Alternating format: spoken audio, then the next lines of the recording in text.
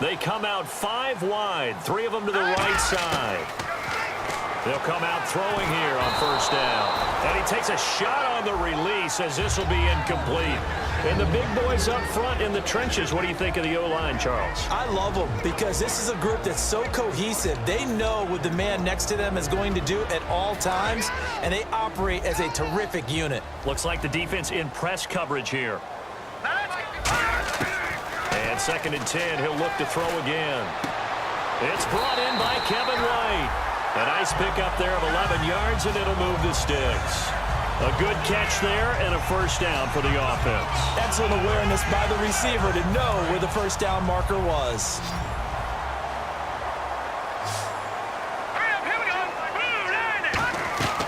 They'll look to throw here on first down.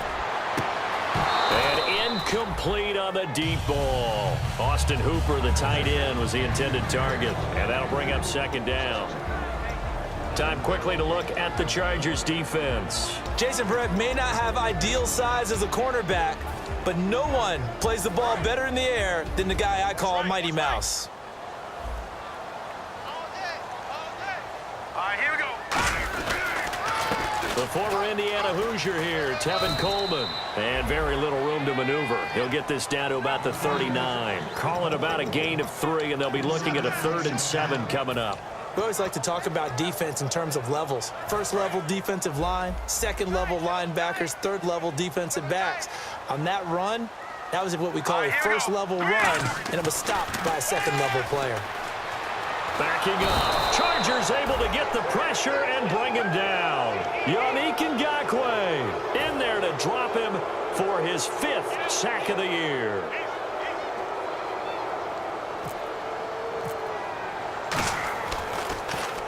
And the kick's away as he angles this one for the sideline.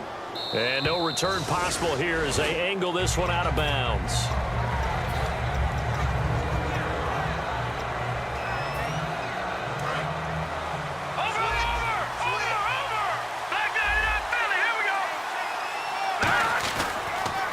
They'll run. This is Melvin Gordon. And this defense feeling the encouragement. They stop him at the line of scrimmage on the first play of the afternoon. Well, the person carrying the ball is always the easy target when things aren't going so well. But I think it's a combination with the Chargers. They've got to get the offensive line going in order to improve those numbers from last year. They weren't very good running it, partner. No, they were bottom of the AFC, 2nd to last in the entire NFL.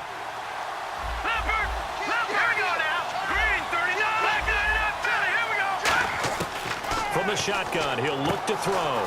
This complete to Henry over the middle. 8 yards on the completion, but now they face 3rd down. When you execute a drag or a crossing route really well and give them a chance to let it develop a little bit, you can gain some significant yardage hitting your tight end on that one.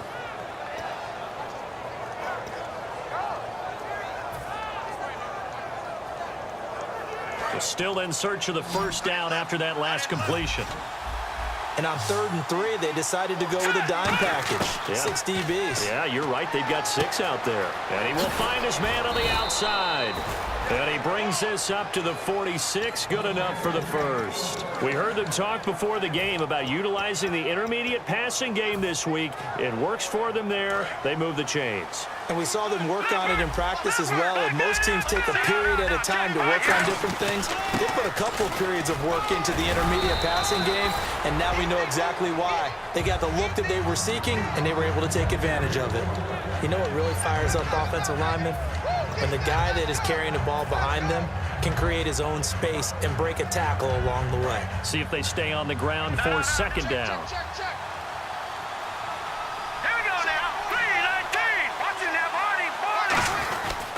They keep it on the ground. Again, Gordon. And he'll be taken down at the 44-yard line. A gain of 4 that time as the drive continues. So many teams want to throw the ball in this situation nowadays, but I love watching a team that has enough confidence to go ahead and run the football in that situation. That's almost a tendency breaker. And on the outside, they're playing press coverage. Now Gordon on first down. And he's going to take it down to about the 35 here. 9 yards is the pickup there, and they'll have a 2nd and 1. This drive is turning into an extended one, and the guy carrying the ball, He's becoming more like a body blows guy. Every carry is putting some damage on the defense. So after a while, I'm not too sure how many guys are going to want to run up and tackle him. This is Gordon. Not enough there for a first. No gain, as a matter of fact. And it leaves them at 3rd and 1. The starting lineup for the Chargers of San Diego. Who are we discussing out of this unit, Charles? A big guy out of Arkansas. Their tight end, a 2nd-round pick, Hunter Henry. Many people have a 1st-round grade on him. Plays the best tight end coming out of the draft. Has the ability to get down the middle of the field, get into the seams, and knows how to find dead space against the defense and create plays. I know ultimately that feels like a good defensive play, but I know it's really not. They had a chance to keep points off the board. Now they have a chance to kick a field goal by missing that shot. Yeah, especially at this spot in the field. He's got to be upset he couldn't come up with that INT.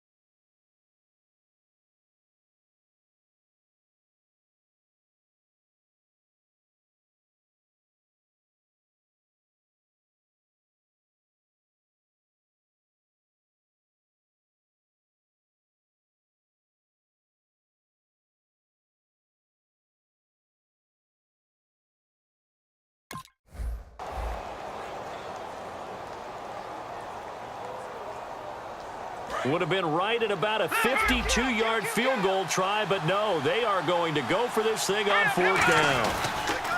Now an Eastern Michigan man, Darius Jackson on the carry. He needed a yard, he didn't get anything. And the Falcons defense stands tall, they'll get the football back. And defensively, they were ready for that, a full-on blitz on 4th down, and they stop them short of the marker. Oh, and someone's got to feel really good about that, and that's the defensive coordinator. He dialed up a great run blitz defense, and they hit it just right. Stack that thing up. They're going to feel awesome going to the bench after that big play. It's a pickup of 16 there, and it'll lead to a new set of downs. And partner, nice little connection there on the corner route. The receiver set it up perfectly, worked his way inside, and then broke it back to the outside for the completion. Looking to jam the receivers at the line here. Press coverage look defensively. From the midfield stripe, they'll look to throw. Drops it off for Coleman. And he gets this inside the 35-yard line. It's a gain of 17 that time. And the Falcons are going to get a first. Everyone's got to be able to catch the football. Doesn't matter what position you play, but if you're on offense, be aware a ball may come your way. 1st down and 10 now for the offensive group.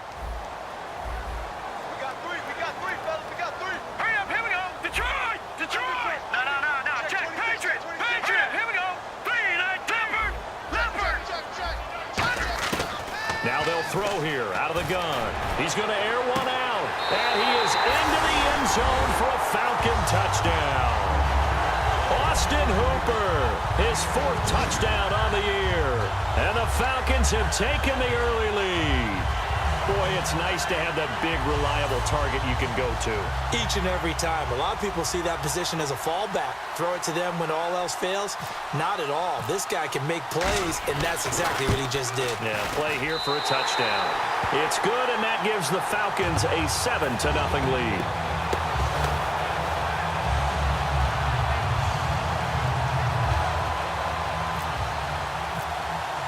Atlanta's 11 ready to go, and they kick it away.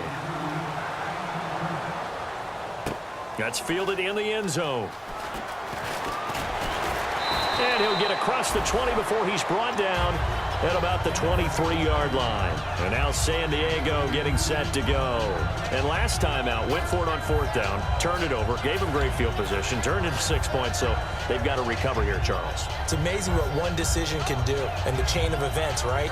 The decision to go for it on 4th down. Caused all of that. It caused every bit of it, but it showed confidence. Hey, I've got confidence in you guys. Go pick it up for them. Didn't happen.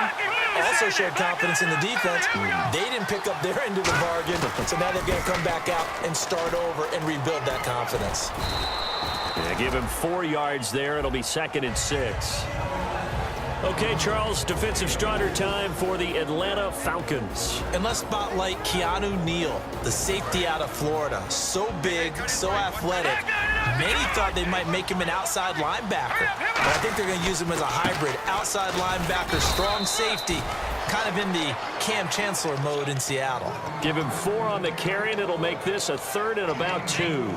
No, that wasn't an explosive run. That wasn't one that took it all the way to the house. But, boy, for a team that's had trouble running it the entire game, that's the kind of run they need, hopefully, to get themselves kick-started. And the defense searches for one more stop here after the run on 2nd down. Looks like a nickel set here defensively on 3rd and 2. Yeah, maybe expecting a throw. And he's got Rodgers. It's a gain of 4, and it gets him the 1st. Would it be safe to say that as precise as routes are supposed to be run in the NFL, maybe they're not quite as precise in college ball? That's accurate, yeah. And I think we saw a college route in the NFL there. Just find the soft spot, find the dead zone, and find the 1st down. And that's what he just did. Man open right side. It's Rodgers. 5 yards on the catch there. Brings up 2nd down.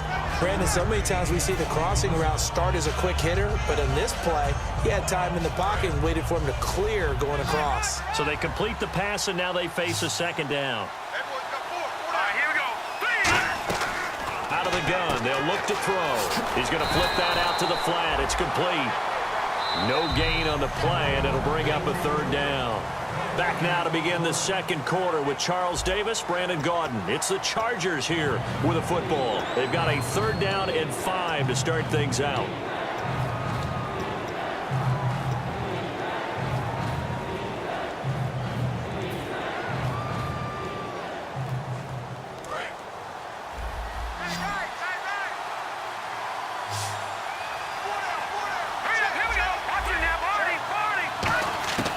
Again, he'll drop to throw.